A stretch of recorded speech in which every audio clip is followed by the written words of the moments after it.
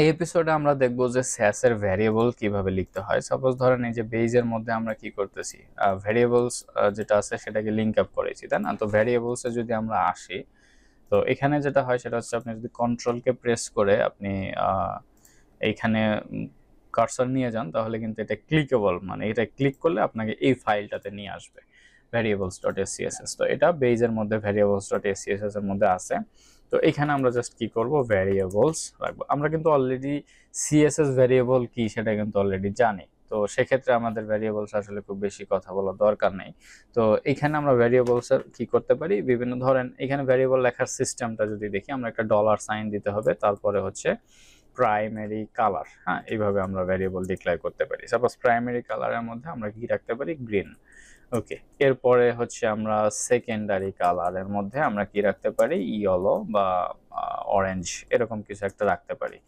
তো এই হচ্ছে ব্যাপার। তো ভ্যারিয়েবলে কিন্তু আমরা এই জিনিসগুলো রাখতে পারি, ফন্ট ফ্যামিলি, ফন্টের ওয়েট, এই জিনিসগুলো কিন্তু আমরা ইজিলি ভ্যারিয়েবলে রাখতে পারি। তো যেহেতু ভ্যারিয়েবল, সিএসএস ভ্যারিয়েবল সম্পর্কে আমরা জেনে আসছি, সিএসএস ভ্যারিয়েবল লেখার সিস্টেমটা কি ছিল, এরকম রুট, হ্যাঁ, রুট দিয়ে তারপরে ডাবল হাইফেন দিয়ে এই যে প্রাইমারি, এরকম ছিল। আচ্ছা, প্রাইমারি কালার। তো এখন এই স্যাস ভ্যারিয়েবল লেখার একটা সুবিধা আমি যদি আপনাদের এক্সপ্লেন করি, সেটা হলো যে দেখেন প্রাইমারি কালারে আমরা গ্রিন দিলাম, সাপোজ আমরা প্রাইমারি কালারে গ্রিন দিছি, এখানে ভ্যারিয়েবলস আছে। তো এইটা তো সিএসএস এ লেখা যায়, আমরা স্যাস ভ্যারিয়েবল কেন ইউজ করব, মানে ডিফারেন্সটা কি আসলে? ডিফারেন্স কিছুই নাই, যদি জাস্ট স্যাস এর ভ্যারিয়েবল লেখার নিয়মটা হচ্ছে এটা, আর সিএসএস এর ভ্যারিয়েবল লেখার নিয়মটা হচ্ছে এটা। কিন্তু একটা জায়গায় আপনি একটু সুবিধা পাবেন, যেটা আমি এখন পর্যন্ত দেখতে পেয়েছি, সেটা হচ্ছে যে এই যে স্যাসের সিএসএস এর যে ভ্যারিয়েবল প্রাইমারি কালার, এটাকে কিন্তু আমরা চাইলে এই যে কালারটা গ্রিন, এই কালারটার যদি আমরা ওপাসিটি কম বেশি করে ইউজ করতে চাই, সেটা আসলে করা পসিবল হয় না সিএসএস ভ্যারিয়েবল দিয়ে, যেটা আসলে স্যাস ভ্যারিয়েবল দিয়ে করা যায়। কিরকম, আমি যদি একটা এক্সাম্পল দেখাই, সাপোজ ধরেন আমাদের এইচটিএমএল এর মধ্যে একটা এই যে এইচ1 যেটা আছে, হ্যালো অলরেডি আছে। তো এখানে আমরা কি করব, আমরা যদি কম্পোনেন্টস এর মধ্যে যাই, সাপোজ হেডারের মধ্যে লিখলাম আমরা, হ্যাঁ, তো হেডারের মধ্যে আমরা কি লিখবো, এইচ1। ওকে, এইচ1, বাট টাইপোগ্রাফির মধ্যে লেখাটা উচিত ছিল, যাই হোক আমরা হেডারের মধ্যেই লিখলাম। তো সাপোজ এইখানে আমরা কি করতে পারি, ব্যাকগ্রাউন্ড কালার, মনে করেন যে ব্যাকগ্রাউন্ড কালার আমরা দুইভাবে লিখতে পারি। কিরকম, একটা হচ্ছে প্রাইমারি কালার। ওকে, এটা কিন্তু সিএসএস এর ভ্যারিয়েবল, সে কিন্তু পাবে এটা। আমরা যদি এটাকে ওপেন করি এখন আমাদের ওয়েবসাইটে, দেখেন পাইছি কিন্তু গ্রিন ভ্যারিয়েবল। এরপরে আমরা কালারে যদি আমরা ইউজ করি, কালারটা মনে করেন যে ভ্যারিয়েবলে সেকেন্ডারি, এখানে তো আসলে ভ্যারিয়েবল একটাই আছে। ওকে, প্রাইমারি কালার, এরপরে হচ্ছে সেকেন্ডারি কালার অরেঞ্জ। ওকে, তো এখন যদি আমরা এখানে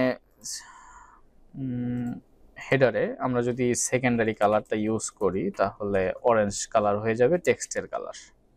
ওকে, এটা কিন্তু অরেঞ্জের টেক্সটের কালার হয়ে গেল। তাই এখন এটা তো সিএসএস এর ভ্যারিয়েবল, আমরা চাইলে কিন্তু এটা এখানে স্যাস ভ্যারিয়েবলে কল করতে পারি, ঠিক একই সিস্টেমে। কিন্তু দেখেন এখানে গ্রিন আছে, আমি চাই যে গ্রিনের পুরোপুরি গ্রিন না, একটু অপাসিটি কমে যাবে। সেটা আসলে কিভাবে করব, সেটা তো আরজিবি ভ্যালু ইউজ করে করা যায়, তাই না? তো আমরা ধরেন এখানে যেটা হয় সেটা হচ্ছে গ্রিন যদি লিখি সাপোজ, তাহলে এখানে কিন্তু আমাদের আরজিবি সেট করা যায় ইজিলি ভাবে। এই যে আরজিবি সেট করে দিলাম, এইরকম কালার আমি চাচ্ছি। তো অনেক সময় থাকে না, প্রাইমারি কালারের একটু হালকা ভার্সন থাকে অনেক, বিভিন্ন জায়গায়, বিভিন্ন সেকশনে, বিভিন্ন কার্ডে। তো সেক্ষেত্রে কিন্তু ওইটার জন্য আলাদা করে ভ্যারিয়েবল আমাদের সিএসএস এর নিতে হয়, অথবা ডিরেক্ট কালার ইউজ করতে হয়।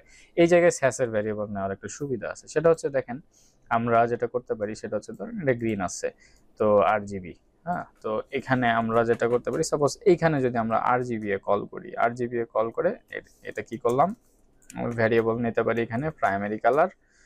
দেখেন তো কাজ করে কিনা, এখানে প্রাইমারি কালার দিলাম, এরপরে 0.6,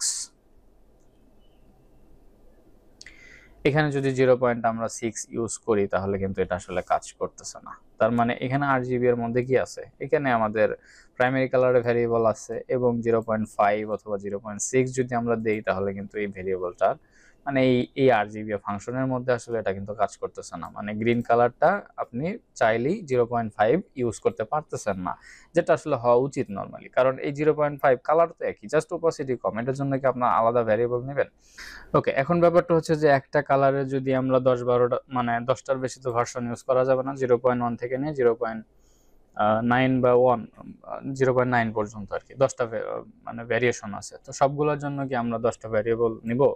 তো এটা তো আসলে অনেকগুলো ভ্যারিয়েবল হয়ে যাবে, এই হচ্ছে ব্যাপার। তো এইখানে যদি আমরা কি করি, স্যাসের ভ্যারিয়েবল ইউজ করি, তাহলে দেখেন এটা ইজিলি অ্যাচিভ করা যায়।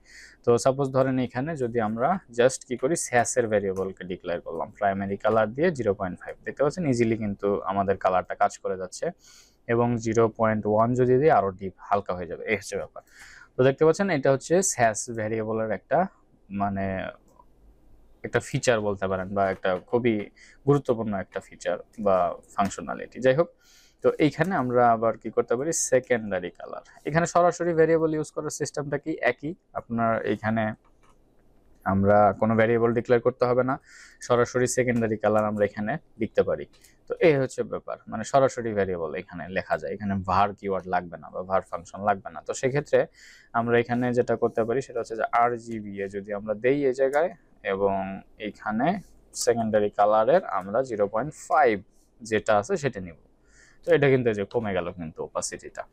তো এই হচ্ছে ব্যাপার, এইভাবে কিন্তু আমরা চাইলে কি করতে পারি, একটা কালারের মধ্যে 10টা ভ্যারিয়েশন ইউজ করতে পারি একটা ভ্যারিয়েবল ইউজ করে। এটা হচ্ছে ভ্যারিয়েবলের একটা সবচেয়ে বড় একটা ফিচার। এই কারণে আমরা কি করব, স্যাসের ভ্যারিয়েবল ইউজ করব যখন আমরা স্যাস নিয়ে প্রজেক্টস করব। তো এই হচ্ছে ব্যাপার। কিন্তু অনেক সময় দেখা যায় যে ওয়ার্ডপ্রেসের প্রজেক্টগুলোতে যদি আমরা কাজ করি, সেক্ষেত্রে কিছু কিছু প্রি রিকোয়ারমেন্টস থাকে, যেখানে স্যাস ভ্যারিয়েবল ইউজ করা যাবে না, CSS ভ্যারিয়েবল ইউজ করা যাবে। তো এগুলো আসলে ক্লায়েন্টের রিকোয়ারমেন্ট অনুযায়ী।